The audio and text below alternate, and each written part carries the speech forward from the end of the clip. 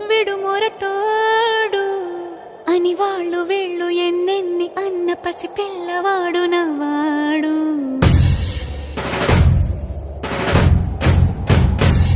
విడు ముండోడు అని ఊరు వాడ అనుకున్న గాని మహారాజు నాకు నవ్వాడు.